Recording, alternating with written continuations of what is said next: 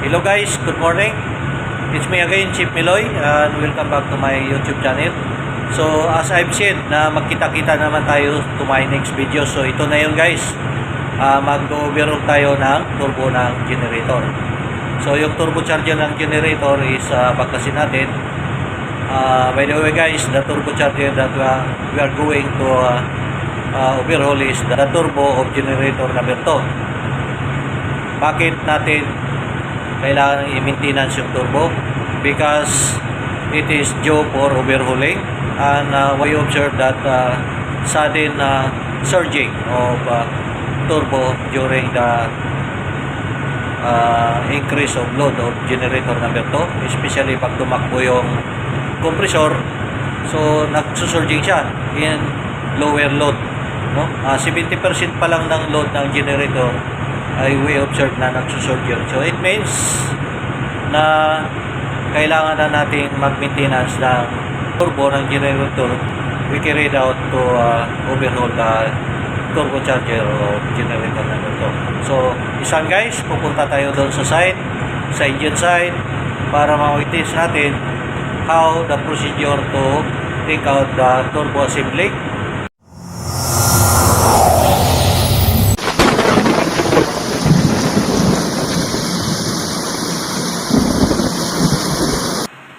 So guys, now we are here in DG number 2. The model of DG number 2 is Daihatsu 6DE-18, where the turbocharger is taken out, and the model of turbocharger is MET E10 SRC. So as you can see now, the turbocharger is already take out from the engine side. So we have to transfer it to workshop for dismantle and to check the condition of impeller. The first thing to do before we dismantle the turbocharger, so we have to check the distance of impeller from the body assembly using by feeler gauge. So this is the normal procedure guys, na kailangan muna natin mag-check bago tayo mag-dismantle, to make sure that when we reassemble the turbocharger, the figure that we have taken before we dismantle is the same during the reassemble of turbocharger. So this time guys, allow me to introduce the main action, the first engineer and third engineer, fourth engineer, and the junior engineer. So they are the person in action during the overhauling. So guys, all the bolts is take out. So it's time to take out the cover of compressor, or the cover of impeller of turbocharger compressor, or it is known as blower side. So it is now the condition of impeller. And next is to take out the bolts and nut of the impeller of turbine side. To check the movement of impeller, turn by hands to confirm that it is freewheeling. And at this time, the take out of bolts of the turbine side cover is nearly finished. And after that, take out the bolts and nuts, take out the lock. So there is a lock side by side. And now install the lifting tool so that we can lift up the body of turbocharger. So now guys, the bolts is already take out. So it's time to lift up the body assembly of turbocharger away from the cover of impeller.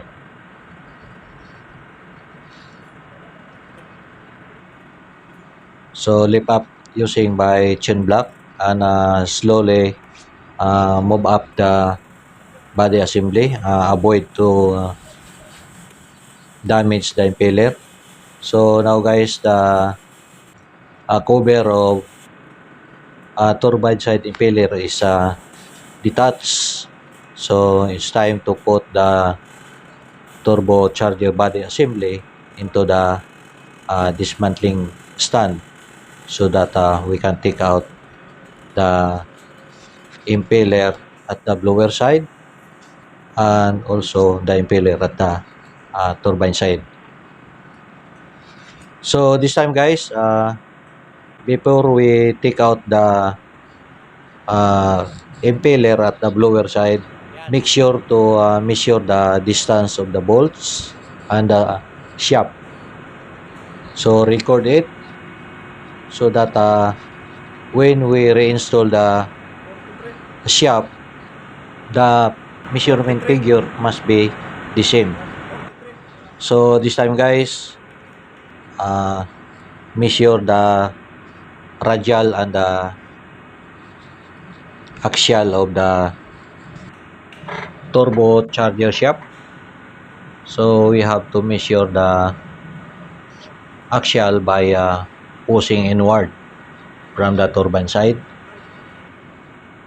Now set up the measurement tool attached to the tip of the shaft and push inward and take the correct figure.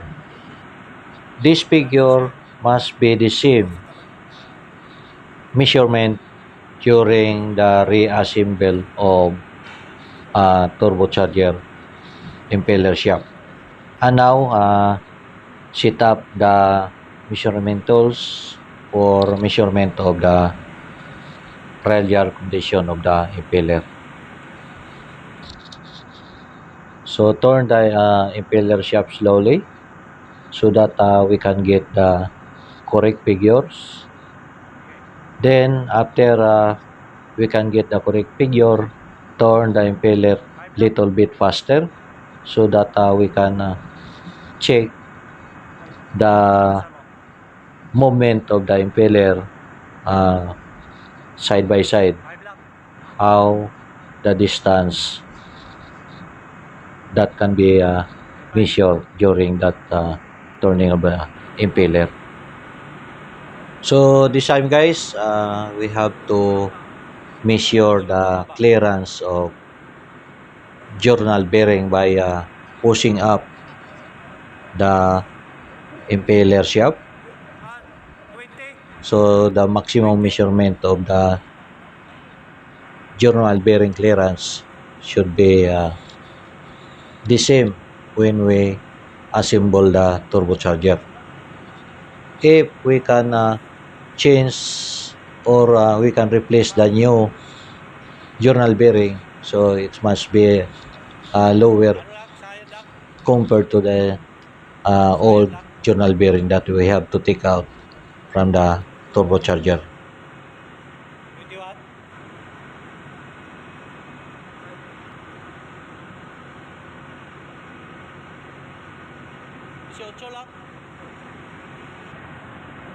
So this time guys, we have to measure also the bend of the nozzle ring. So you have to measure it and compare after the nozzle ring is cleaning. So it should be the same after the reassemble of this nozzle ring into the turbocharger body assembly. So this time guys, we have to loosen the lock nut of the impeller shaft.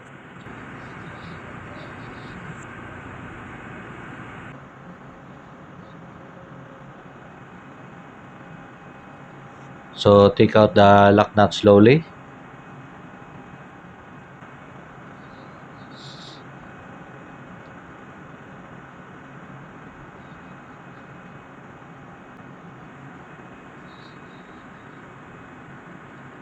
And now the lock nut is already take out.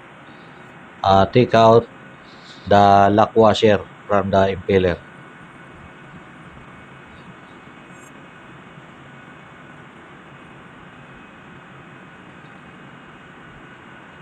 And now the lock washer is already take out. It's time to take out the impeller at the blower side of the turbocharger.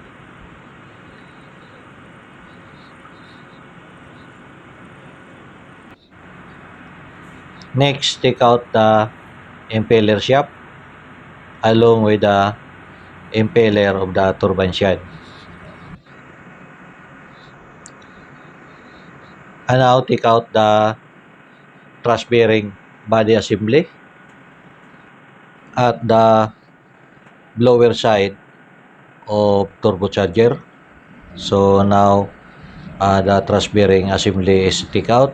Next is take out the journal bearing. So as you can see the condition of journal bearing. So next is to take out the journal bearing at the turbine side. So it's hard to take out. So we need to push by wooden hammer so that it can take out because of the carbon accumulated around the journal bearing. So with this condition of the turbine side, guys, it is the reason why that the turbocharger is surging. So after cleaning, guys, it is a condition of the impeller at the blower side, and the impeller and the shaft at the turbine side is already cleaned up, so it is ready to reinstall.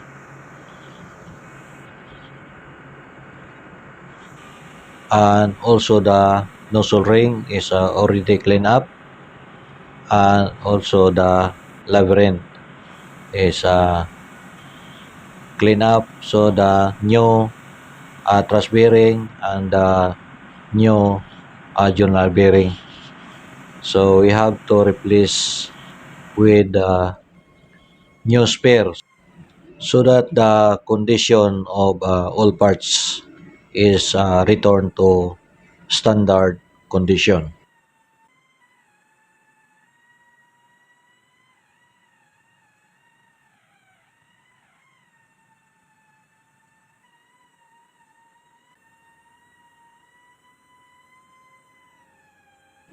So guys, this is now the condition of turbocharger at the turbine side and also at the blower side. So it's time to install the new journal bearing.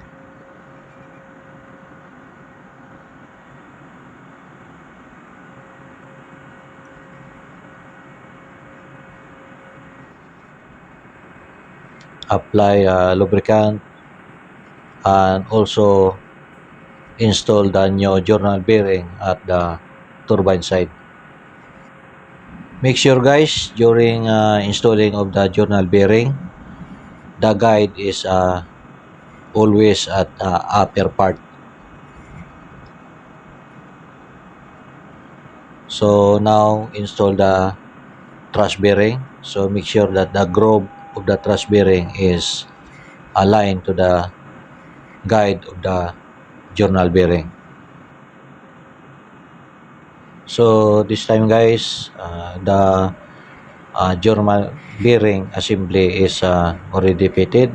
So put the bolt so that it can lock the journal bearing into the body assembly of turbocharger.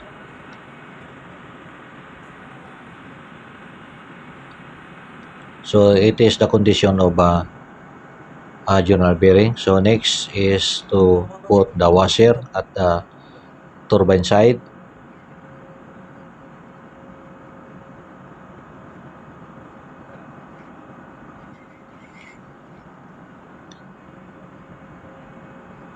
Reinstall the labyrinth and make sure that the groove or the guide of the labyrinth is aligned to the journal bearing. The labyrinth body assembly is attached to the turbocharger, so it's time to lock the labyrinth into the turbocharger body assembly.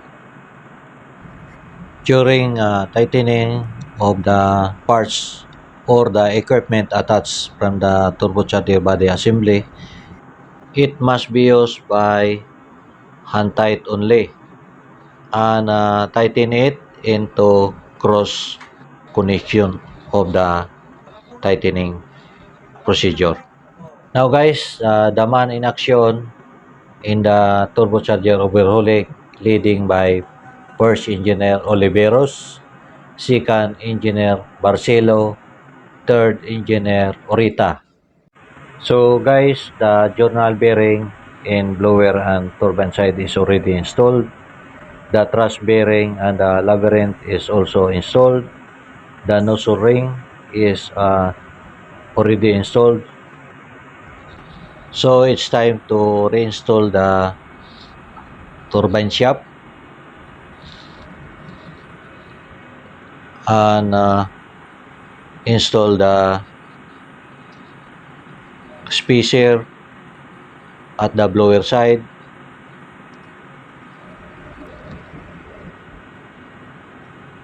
Next is to install the thrust bearing.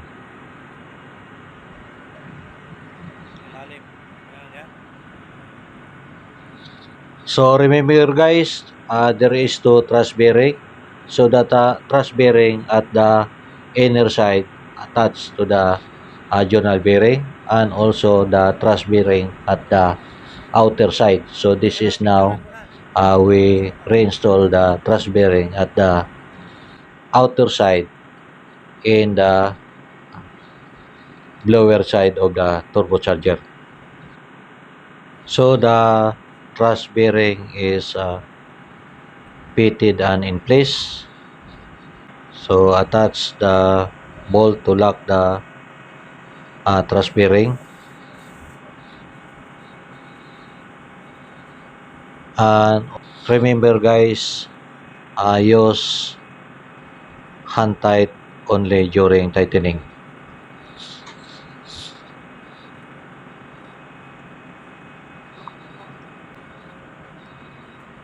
So now guys, reinstall the nozzle ring.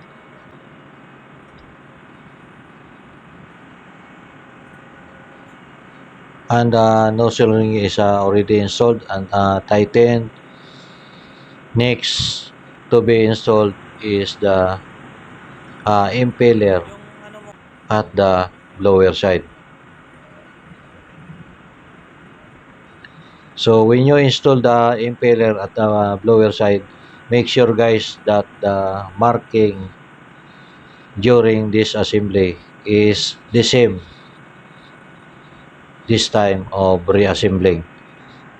So next is put the lock washer and the lock nut.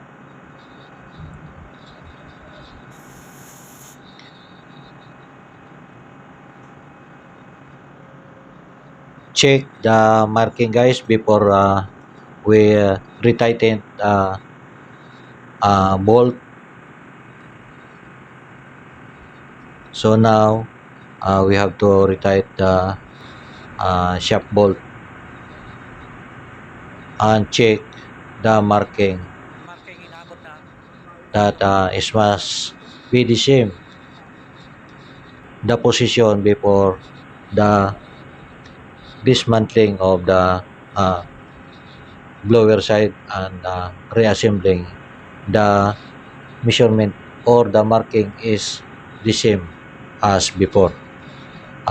This time is check the distance of the shaft from the bolt of the turbocharger impeller shaft. So as we can check guys, we have little bit tighten to reach into the marking of the impeller shaft and the lock bolt, the turbocharger. As observed guys, the marking is aligned to the shaft and the bolt and also to the impeller. So it's time to measure the figure. So the measurement figure should be the same to the measurement figure before we disassemble the turbocharger. So it's time to measure the radial by pushing inward.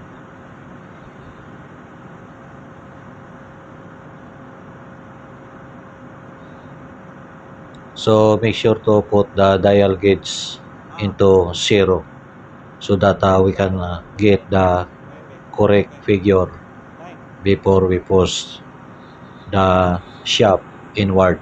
And now we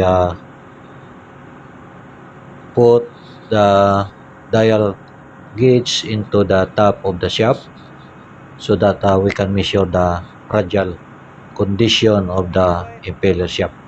So turn the impeller shaft so that we can get the correct figure.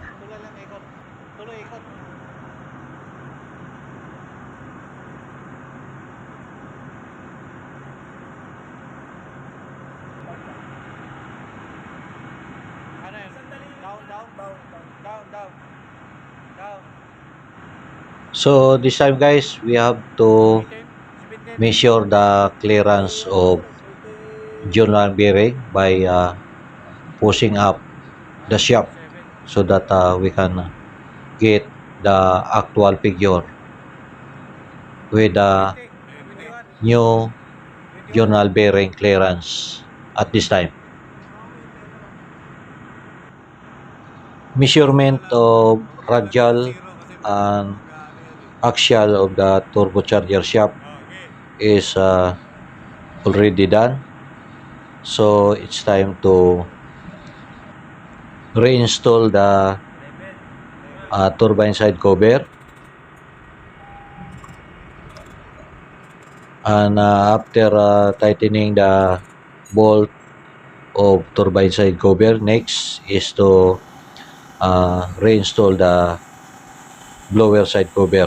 So guys, install it gently to avoid damage of the impeller of the blower side of turbocharger. Reinstallment of cover of turbine side and the blower side of turbocharger is already done. So it's time to measure the clearance of impeller at the blower side using the feeler gauge. So the measurement figure at this time should be compared to the measurement figure during the disassembling of the turbocharger. So it must be nearly, or it must be the same figure compared to the previous measurement of this impeller at the blower side.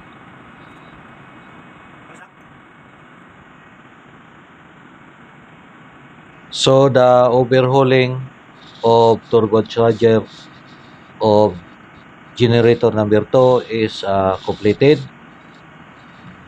So thank you guys for watching these videos, and I hope guys you can keep following my YouTube channel so that you will be updated to my next videos. Thank you again guys, and God bless.